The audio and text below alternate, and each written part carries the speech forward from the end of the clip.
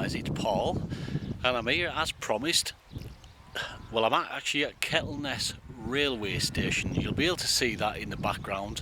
I'll have already showed you some footage. I'm here with a great friend, Neil Cook, who you will see in a minute, and we're both going to be heading towards Kettleness and Sandsend railway tunnels.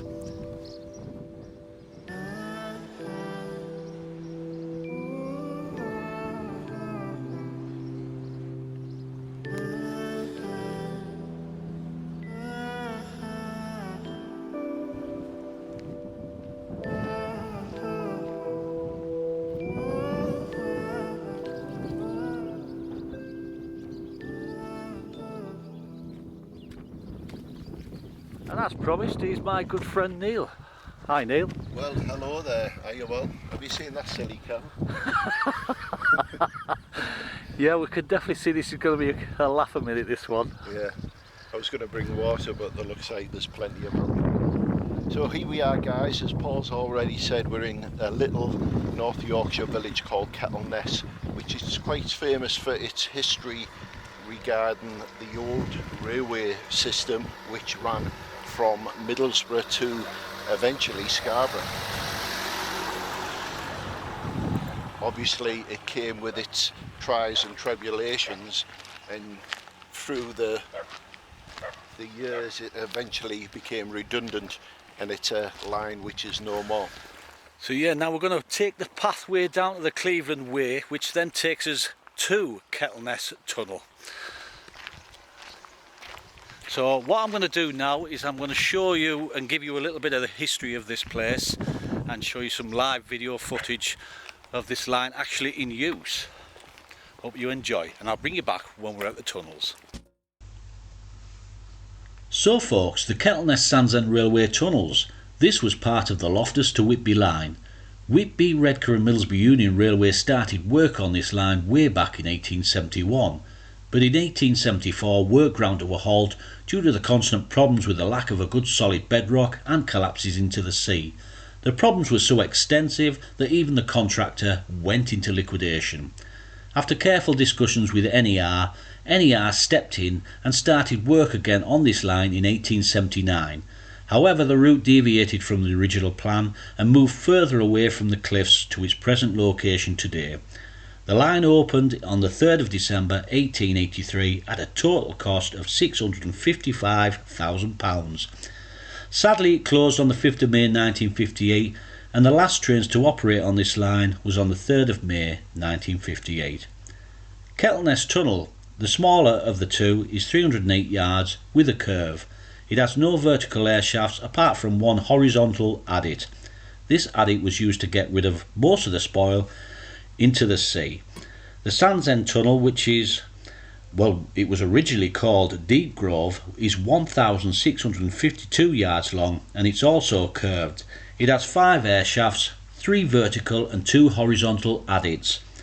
The vertical air shafts weren't included until 2 years later, after many complaints from the drivers of the locomotives who couldn't breathe once going through the long Sandsend Tunnel. So this track we're on now is part of the Cleveland Way, and as you can see in the bottom left is the North Sea. Over to that side is Brunswick Bay and the Jurassic coast of the northeast of England. And we're going to follow this Cleveland Way track for around 300 yards until we get to the first part of our exploration, which is the Kettleness tunnels.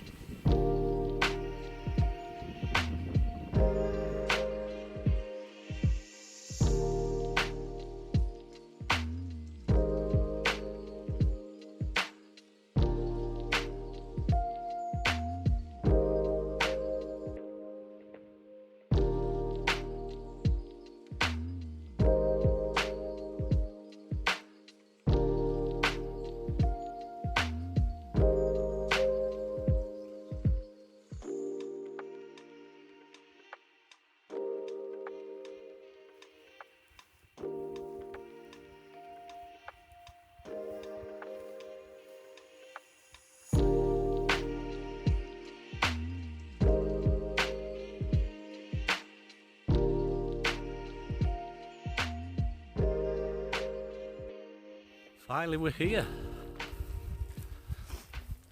Are you fit for climbing? I am. Are you fit for lifting me back over? No. That is your question. I'm fit to drop, Neil. So yes guys, we're here finally at Kettleness Tunnel. This tunnel is the shortest one and a little bit muddy as we get there. Oh yes, well that's because of that overnight rain that we had. I think we might need to follow. You reckon? I reckon you could be right, buddy. 1883 to 1958. 308 metres long, this one. That lampshade's still there. Is it?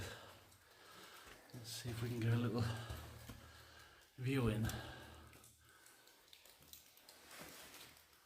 Them colours. Wow. Can you see the colour on here? Yeah, that's beautiful. That.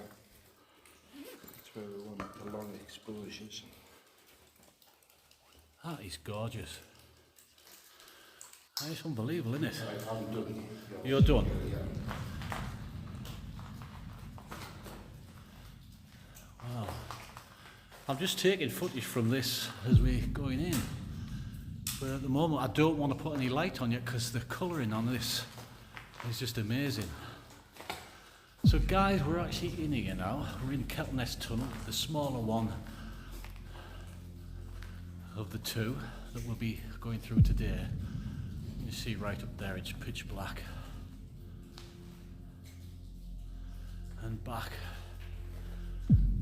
towards the light. Don't go into the light, Neil. So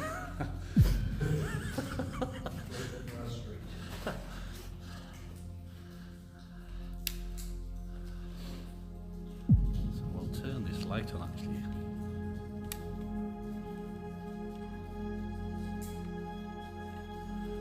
Wow.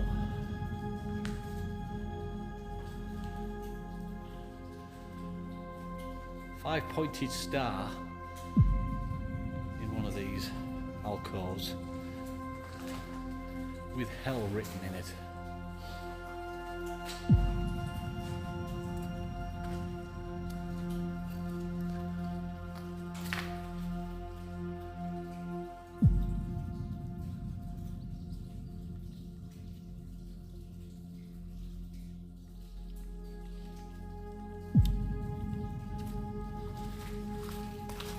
Are you about right, Neil? Yeah.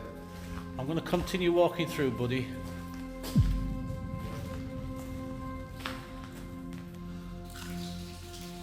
So here we are in the first part of the tunnels. This is Kettleness to Sandsend. This area is around 300 metres long and it's on a curve.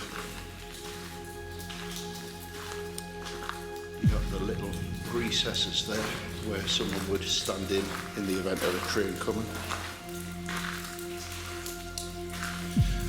And all the soot marks on the roof where the steam trains in the early days would have come through.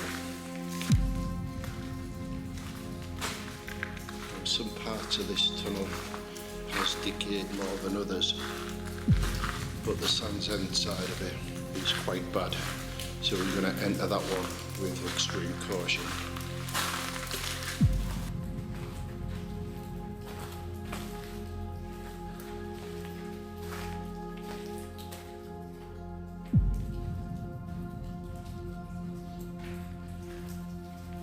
I can't tell you folks how long I have been wanting to come through here. It's been a passion of mine, well, for a number of years now. And my good friend Neil, who's behind me, Neil Cook, you'll have heard me mention him quite a lot of times actually.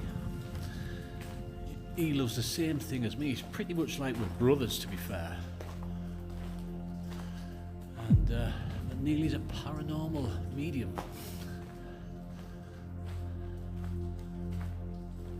I just imagine years ago the trains rumbling through here, and we'll look back down that way. Fantastic.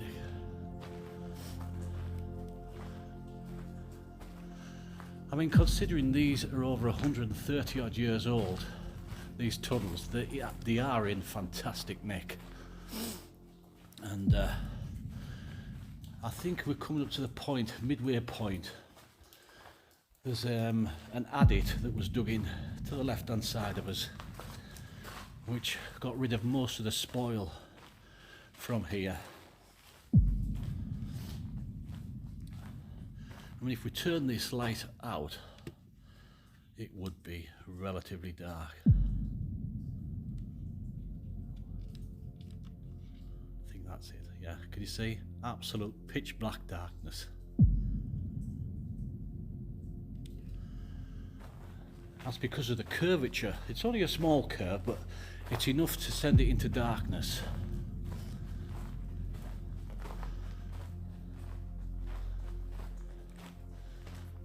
Everything you look at is still in fantastic nick. It really is.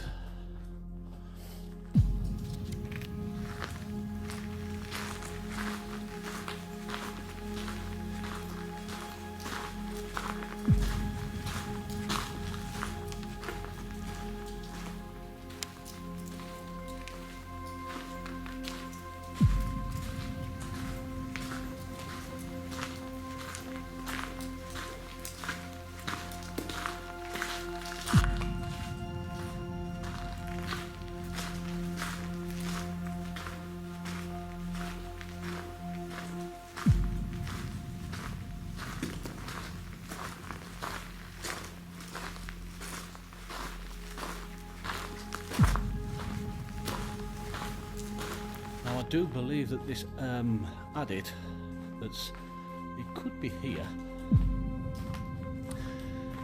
You can still get through, although you would need some blooming big wellies. Yes, here it is, which is pretty much the central point.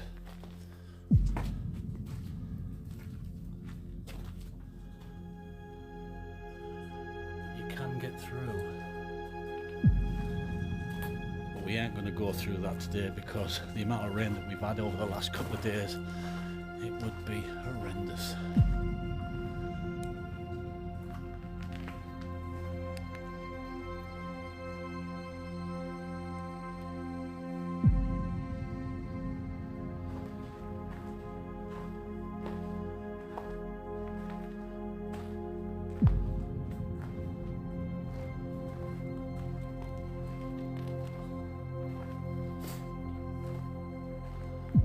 Are you picking anything up in here, Neil?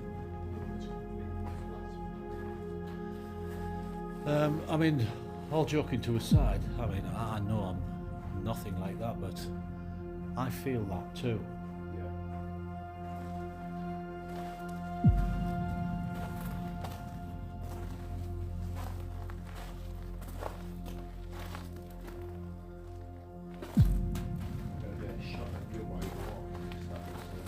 These are big slabs. Were these cut in situ? This is what he was talking about, wasn't it? Yeah. That side to the left and the other side is part of the bedrock where they've just cut straight through. That's right, yeah.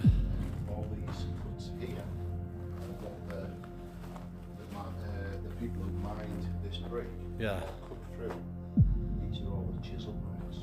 So from this side right way across to here, yeah, would have been one big seam of limestone to there, and then as they've come through here, cutting the way through to make the tunnel, they've had to physically chip away at this section, and the rest of it they just continued building on top of this amazing architect brickwork. It's absolutely in fantastic condition, isn't it? We don't make stuff like this anymore. No. And there's very few people on this earth who are still alive who can do this kind of thing. Yeah. That's why you have specialised teams doing the restoration on ministers and churches and things like that, because we just haven't got the trade. you think we've lost the art of that? Yeah. Yeah, I agree with you on that one. Yeah. I mean, when you go back to the sort of Victorian era and Edwardian, they were master craftsmen, weren't they? Absolutely. Well, if we go as far back as the Egyptians, look at them. Not there, but I mean, when you consider that this is, you know, well, it was started construction way back in.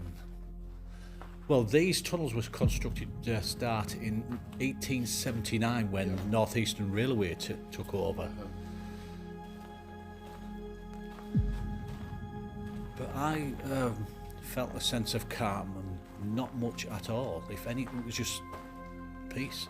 I mean, everyone who was around who built these tunnels will be long gone now. It's, limestone is renowned for holding what we call the stone tape theory and absorbing yesteryear, if that makes sense. Right. Therefore, it should play back on a loop.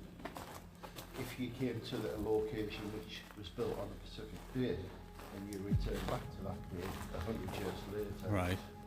it's said that the energy built into the brick from that period will probably play back itself.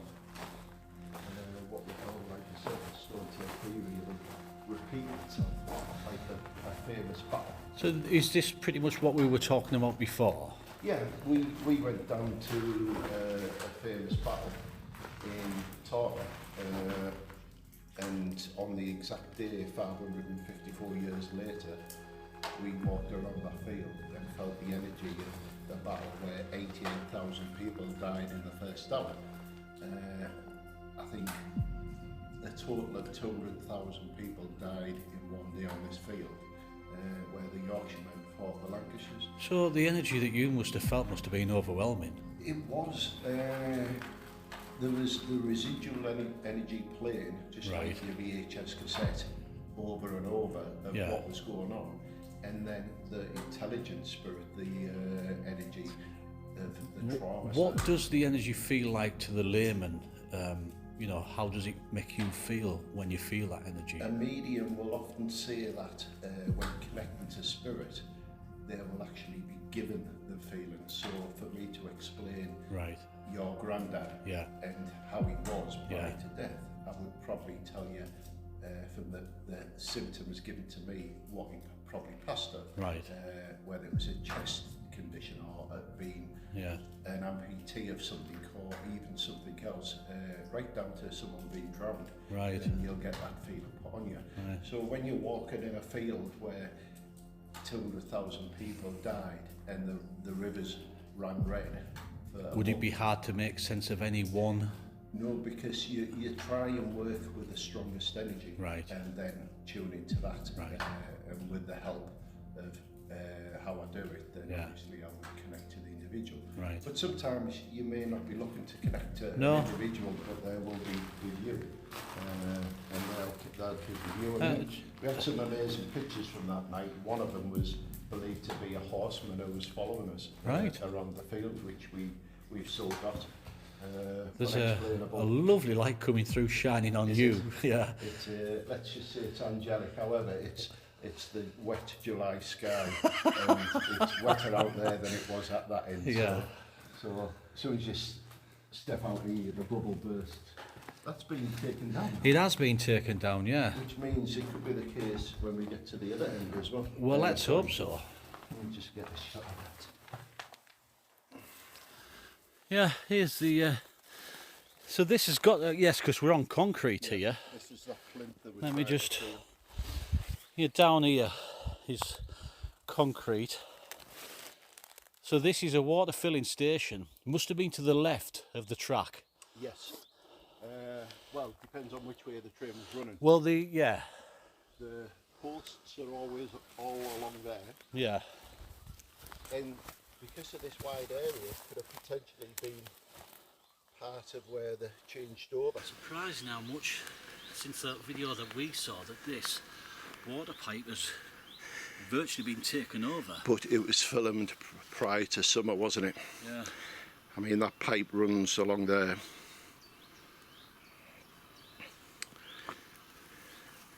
Like you say, So we're where on. you're stood now, Neil, Yep. will have been a water tower. And the bricks are under here. Yeah. There they are actually. So this was the centre of the water tower. That's right. And for your historians, we've got Yorkshire Castleford or Castleford. Yorkshire Brick Co Limited, Castleford.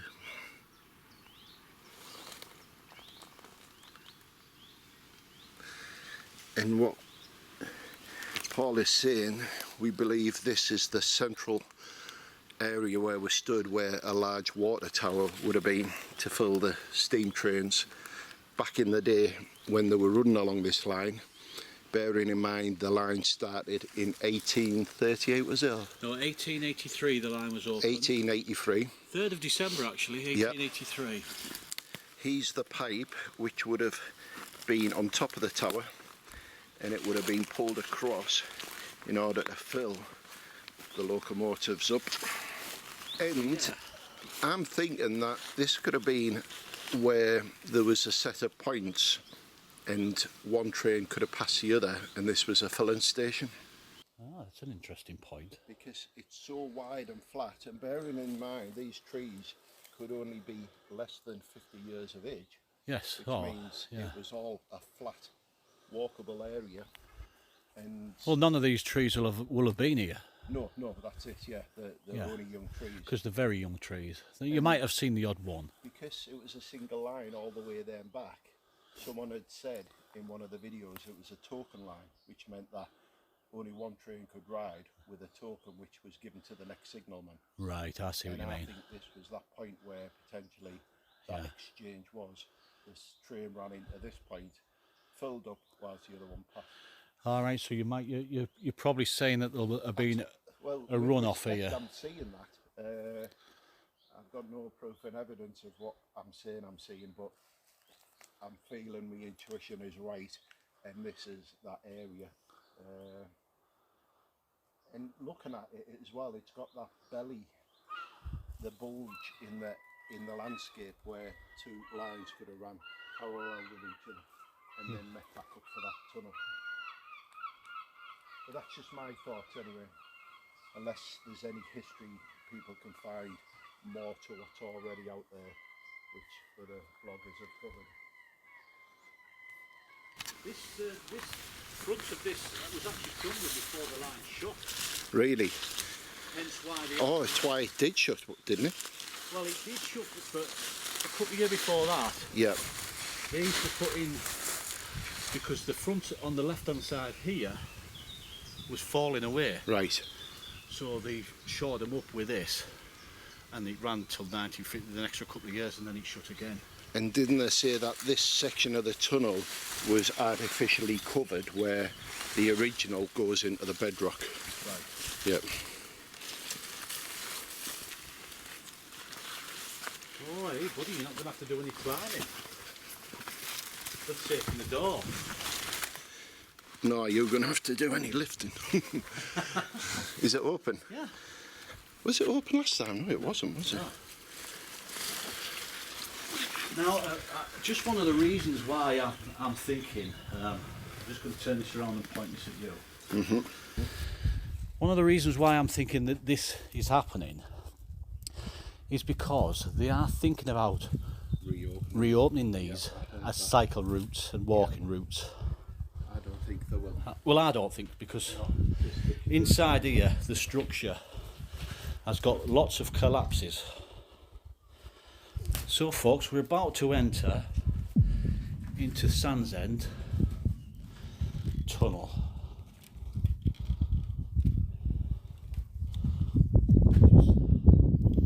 There we go. And again, whilst you're in here, there's new graffiti. You can see how well this has been built.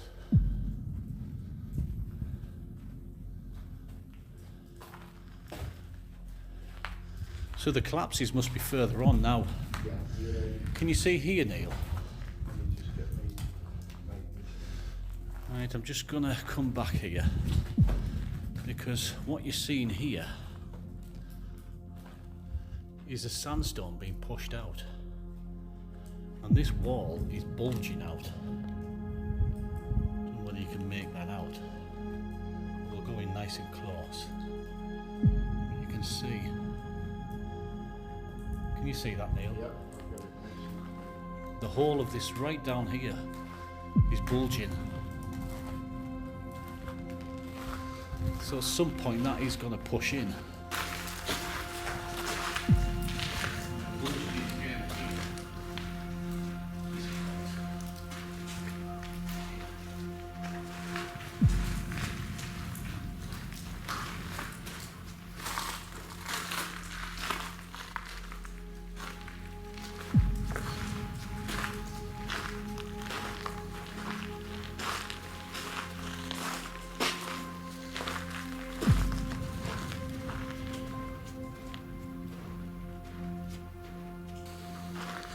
I came through this tunnel in around 2010, 2011, and it was pretty much in very good shape. Now, as Paul said, the walls of the tunnel are starting to expand and bulge. There's a keystone up here in the roof which is hanging down, and if that goes, then anyone who understands the laws of physics, once that keystone moves from the centre, everything else is supported on it. There has been some repairs on this location, but we're talking a long time ago, nothing modern. Scarborough and Whitby Borough Council, which is the district we're in, are looking to possibly open this up as a cycle route, connecting the railway track, or the old railway track, all the way from East Cleveland and Middlesbrough right away through to North Yorkshire and beyond. That would be awesome, but if anyone's been to the Grinkle tunnels, the old tunnels there, they would know that they've had to be reinforced with iron girders just to support it while they're working it, so it's going to need a lot of restoration, and we are talking a mile long in length. Let's just have a look up this way. So that's total darkness now. Now this is over 1600 yards long, so it's quite a large tunnel. And we're bulging in again here at this point here.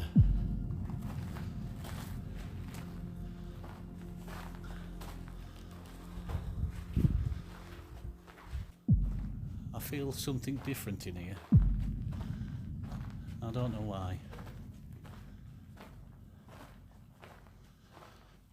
Maybe Neil will pick up on something, but on the ceilings, as you can see, it's all sooty. The old sooty's still here from way back in the day. Now this has got 5 air shafts, 3 vertical air shafts and 2 adits out to the left as we're walking now, which where they got rid of all the spoil. And just down here there's the old drains filled with old cans.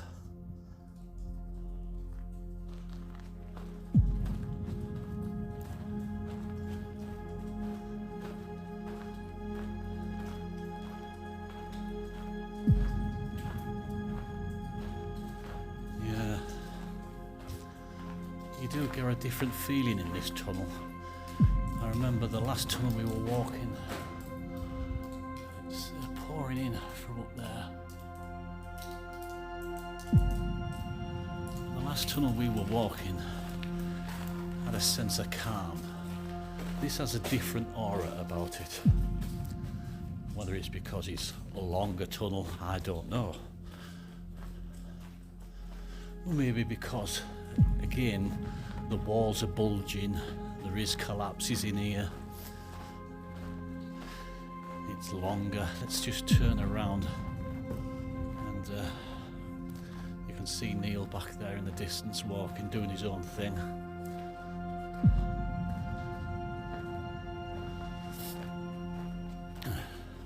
Neil very kindly lent me this light that I'm using, and as you can see it does now light up this tunnel, good enough to make a video.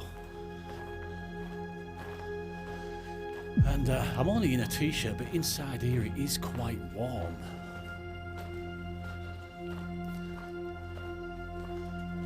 I'm going to stay quiet for a little while.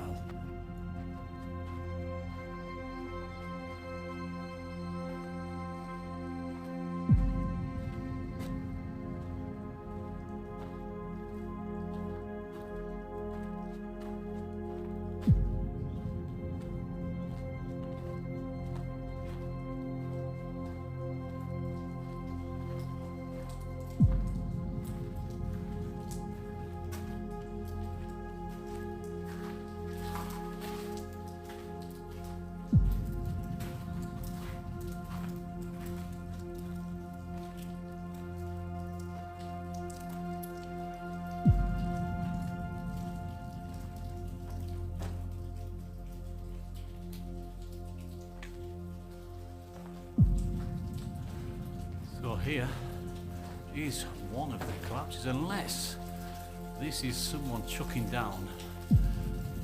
Nice, very much seems like it's a collapse from the top. You can see there.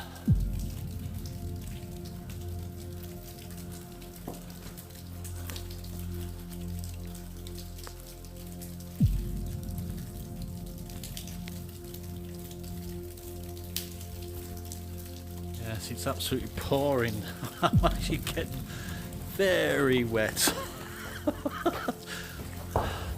Yes, it isn't worth but that is one of the old air shafts there, and as you can see there's been a little bit of a collapse in here.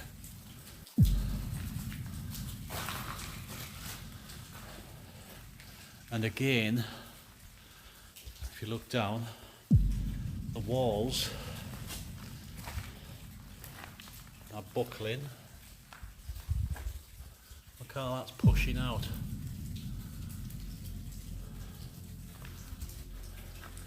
Yes, this tunnel's seen better days.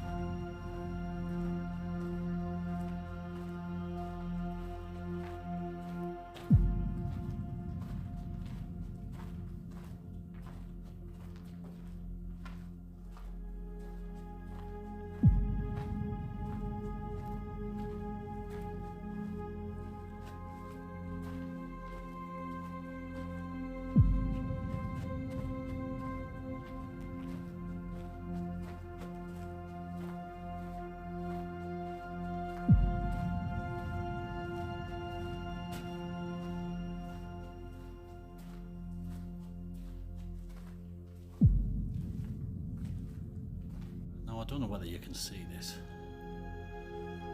Can you see what it looks like? This part of the line is very, very sooty.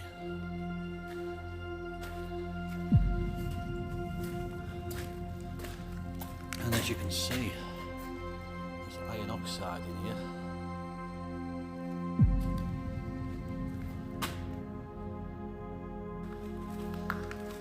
Yes, it's getting a little bit more wetter at this end, but we will push on.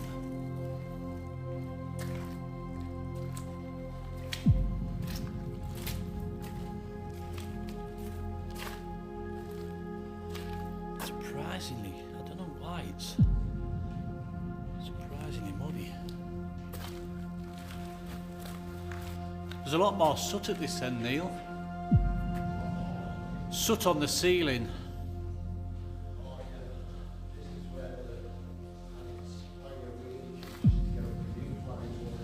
Well, that's right, yeah. Yeah, because you can... I can tell, I mean, I hope the camera picks it up, but even coming into this tunnel now, we are... Yeah. Well, if I was walking to you, I'd be walking uphill. Wow, it does, doesn't it?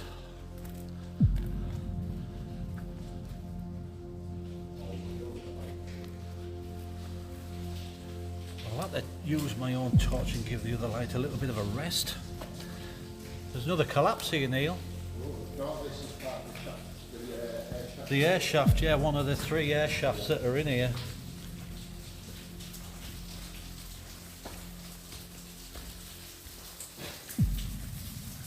Yeah, it's not likely that... We should have the main one of the spoil shaft on the left hand side as well. Yeah. You mean this one here, yeah. Is it this one? Yeah, yeah, it is, yeah. Oops. Good job I've got waterproof. Ow! That'd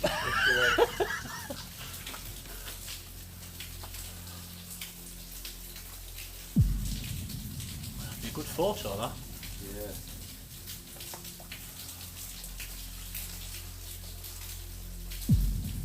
Surprising how much this lights up on this camera. Yeah. This camera is pretty good at... Look, see the Colours. everything seems to be pretty good on this.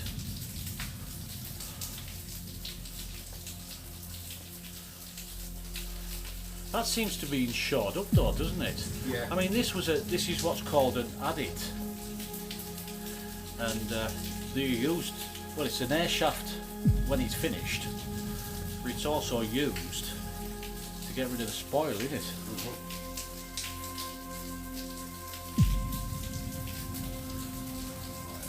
Be careful of that. Yeah. Still a long way to go, Neil.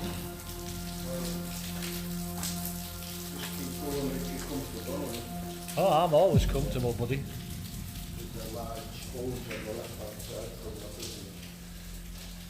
It's only because I've been turned sideways. Watch here again. Oh, is that where it was? It's where my mum used to drag me in. I don't know whether it was an optical. Yes. I'll give you my memory card of the camcorder. Yeah. Anything I've got on here, I'll just send across. Right. Well, I would still very much like to take a look at that photo that you've just took. You can always stick it out at the end of the video and say what's just the last one, the long exposure one. Yeah. What's your views on this bit? Yeah. Well, it's like, if you tell them what you think it is, the mind and all that, you see it, you give them a picture and say, can you see anything in it?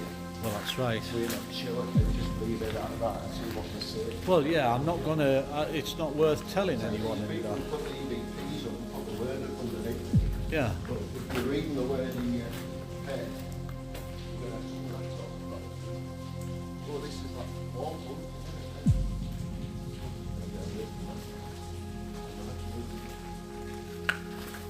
Oh, it is, yeah.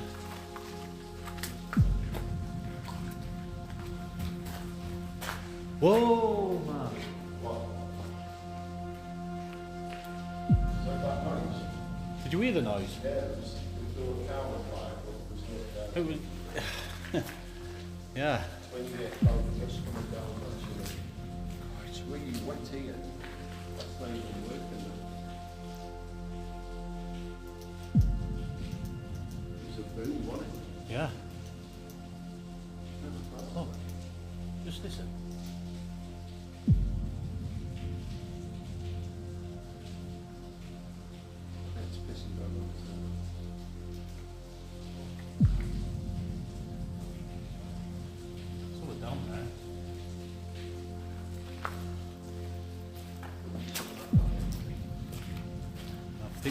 be.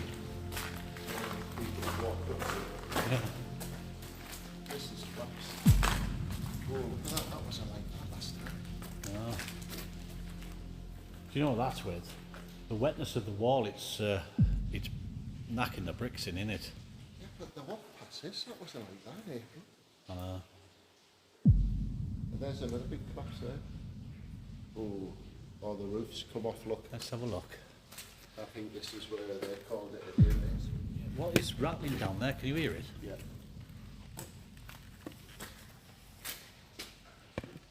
It's a dog.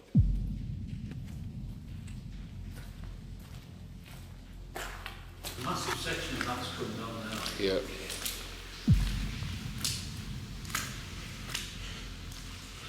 So what you see here, guys, is a load of broken bricks, but they're not full bricks. They're like half a brick. If though someone sliced the brick in half. And there's a huge section, whether you can see it here on this. It's just all bellied out and fell in. And looking how clean them are, that's a recent fall. That even that part's gone at the bottom where you are now. It is a recent fall, this name. This wasn't here last time. Yeah, I think we're going to have to call it here. Yeah, it's too risky. There's nothing holding that upper section up now. And as we've just come through here, we have a bit of a clatter, haven't we? Which means our route back could be hampered as well. Yes. But all that's brand new. That's in the last, since the last video we saw of here. It's something down there, but there's it's nothing untoward. Well, we know people walk into that area, so Yeah. Yeah. Well, folks, I'm going to turn this camera off because I'm going to make my way safely back up to the entrance to the tunnel where we came in, and I want to do it without filming so I can concentrate on where I'm walking. I'll bring you back when we're at the end. Again, Neil, as we're walking up here, there's a lot more mist, isn't there? yeah, it is, but we do know We've had a hell of a downpour. a good downpour. We just found out that by walking through the once dry shrub, we're now soaked through Lift your head. to the skin. That's it. Yeah. Because all I'm going to do is I'm going to try and keep this on you as we walk, because it'll track, you see. Yeah. So, what are your experiences from? Not so much this tunnel, because like you, I didn't feel anything in this tunnel. This tunnel is what I would describe as very flat and calm. Yes. No ambient noise. There's not even an echo from our voices. No. Other than the few little raindrops you can hear dropping from the ceiling and hitting debris, there's nothing. However, the other tunnel, now we are talking a tunnel with a lot of ambient noise because it's got 5 vents, Right. or shafts, which were initially built for the airflow. Yeah. So we've got the water from the land coming down like mini waterfalls, but you can only hear them when you get on top of them. Right. Now we did some light shots in there with our cameras to try and get some nice colourful shots. Yeah, we did, yeah. We'll include in the video. But there was one which just had an unexplainable image in it, which we don't know what it is. We don't, do we? But we'll let you guys comment on it. I mean, what I take from it is it certainly plays with your imagination when you're in there, and that is simply because of the ambient background noise and the atmospherics from the rain coming down, the mist that was in there. We even witnessed, we heard the noise of a little bit of a collapse, didn't we? Yes, we did. You know, it looks like there may have been, but we'll have to review the footage. Yeah, we will review which that, yeah. Potentially you might have already seen that Yeah. at this point in, Yeah. in the footage. But it was a eerie place. The tunnel which led to Sandsend itself, the longest tunnel of the two, had an eerie feel to it. Now, that's right up my street in what I do, but it's like an unexplainable. the noise kind of played tricks with your ears. It sounded like a train at one point, didn't it? Yeah, we did. We thought there was a train. It very much sounded like there was one coming through. But it was just the waterfall effect in your mind adding the tune to it. Although it was total darkness, your eyes couldn't adapt to it, and when we switched our lights off, we were actually seeing light anomalies, but it could only be our brains trying to work with our eyes. Yes, definitely, yeah, darkness, without a doubt. And it was creating a mist-like effect. It's one of them places where it'll always play tricks with the eyes, what I call pareidolia, which is your eyes automatically just make something look. It's like looking at clouds on a sunny day. You can see elephants. And you can see images in there. Yeah. In fact, you can make out anything if you really want to, can't you? It's your eyes are set up in your brain's neurons to try and work out what the shape is you're looking at, and if it's unexplainable, it'll automatically tell you something different. Well, that's what I was just going to say. It'll make something up that's or you've seen in your past before. That's it. Therefore, you'll recognise it as that. What you remember. But the other tunnel, though, Neil, is in a very bad state, isn't it? If someone asked me to come back to this, I mean, in the video footage we watched, which was uploaded around April time, it's in a lot worse of state. It is. You have to remember, over the last couple of months, we've had some of the wettest days and months in history. There's what we believe was a collapse in there, but we won't know until we look at the footage. But at some point, we'd have. Well, there was a loud bang, wasn't there? Yeah. It was a very loud bang. Yes.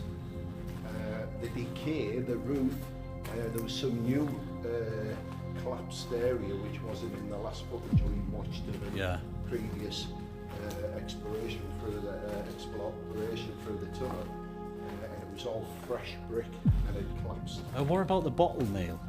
Well, that's a strange one, because as we walked through, and the central part of the tunnel, which would have been the railway itself, was very muddy, and you turned around and said, "Oh, look, there's a bottle there." And I said, "Oh, it looks like a Budweiser." We're not sponsored by this. As we came back, it turned out to be Coors, and we're not sponsored by them as well. But it was stood up, nose down, the neck into the soil, facing upwards, or its bottom facing up. The same bottle in the same area, and one of us would have had to stop and implant it in that way, which we didn't. No, we didn't. Unless we missed it with the naked eye. Well, this is the thing, is I'm going to have to review the footage back, because I know I didn't see it on the way down. No, and I'm not one for touching No. dirty things on the ground. But it's unexplainable. Can I just point out this bottle here, because every footage we've seen of vloggers going through this tunnel, this Schweppes, and we're not sponsored by them as well, has always been here in this shot. Yeah. So I'm going to stand it there, and hopefully the next people who come through here, that'll be in the shot. Yeah. And just remember when you're watching the next Kettleness. Kettleness. Skegness. I'm thinking of Skegness. Yeah, you are. You've got Skegness on the brain, haven't you? That's where we might be going. Yeah. Just remember that bottle, because every footage we've watched. Well, you've heard it here, folks. Just remember that bottle. So whenever anyone else comes through here, if that bottle's still there, just remember Neil and Paul. And we're not sponsored. No. But it's. I've been here before. It was 10 years ago, and it was a lot different then.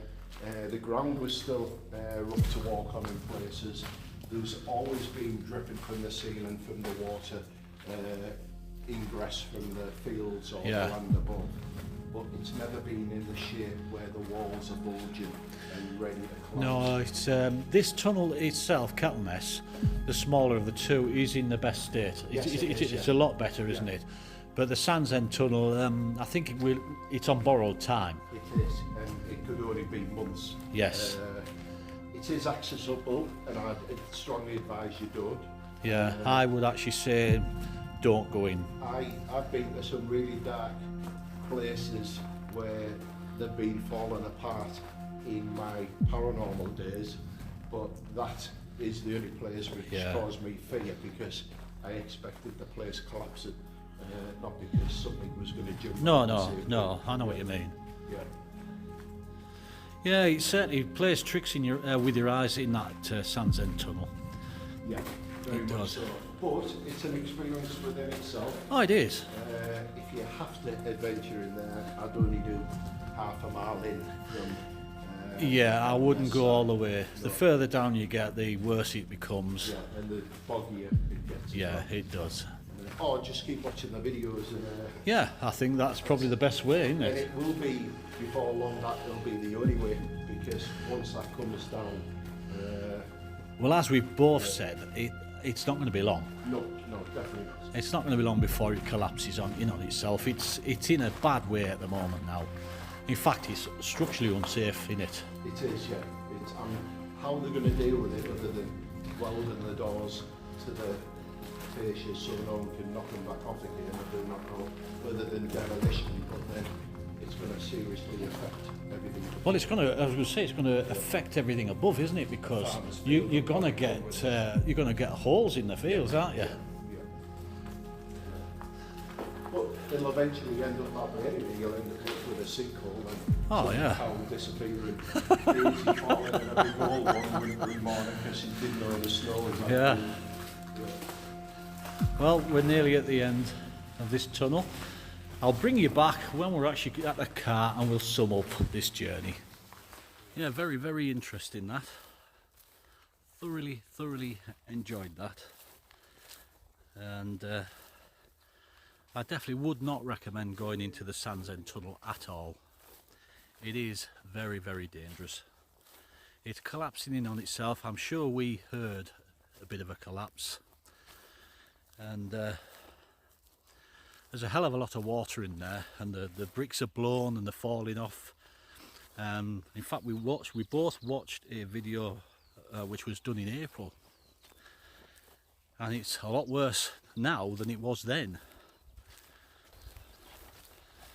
Have you enjoyed it, buddy? I have. It's been an experience and a half. It's always out for anything like this, being outdoors, exploring near mines, caves, tunnels.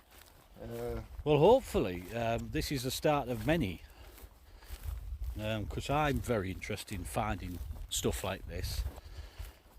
And you do find stuff like this by watching YouTube and urban exploration channels and that, don't you? Yes, you do, yeah. And we passed a building on the way in here, didn't we? Yeah, which was a bit derelict, so I'm always interested to go and have a look at these things. And maybe in some respects those places will carry with them some residual energy. Absolutely. You have to remember, people have lived in these buildings for a long time. That's it. They've been some of the older buildings. I mean, the house I was born in was 70-year-old when I was born, so you can imagine. So in itself it's got a lot of history, isn't it? Yeah, that's right. It's everything has. I mean, from this old train track where you're walking along here, right away down to the homes we live in. A lot of things happen in our homes. You always hear someone say, I walk in a room, you can cut the energy with a knife. That's right, you can. Energy. It's the atmosphere is the energy, isn't it? So that explains something to me then. So that is exactly what it is. It's the energy, residual energy. Yeah, we always say atmosphere, but yeah, you have to remember. Because many a time I've walked in a room and said, God, you can cut the atmosphere here with a knife. The universe is said to be made out of energy, two atoms exploding and creating everything within it. And everything from the gimbal you're holding to this mobile phone is all made out of a material which is energy. And if energy cannot be created or destroyed, then it has to live on in whichever matter it does. Whether it's the atmosphere of a room, look at the cliffs there in Whitby right off in the distance. Let's just pan around. Even the caravan park right on the edge of the cliff. God, this is good. See if I can get it. You'll definitely get it. It's a beautiful place, isn't it? It is. I mean, this for me is a personal goal. I've never actually been in here before. No.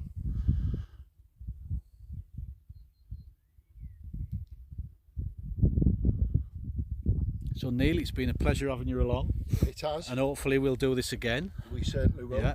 So I'm going to say goodbye, because I'm going to enjoy the walk and a bit of a chinwag with Neil again on the way back to the car. Yeah, and looking at that bath down there, I think we need to get in it and yeah. have a good clean up.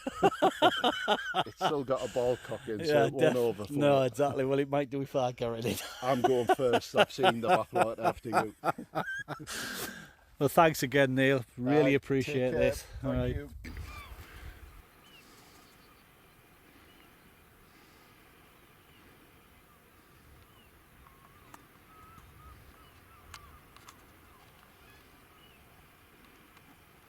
So if you can get here now, you'll see the abbey. You might be able to look over the top.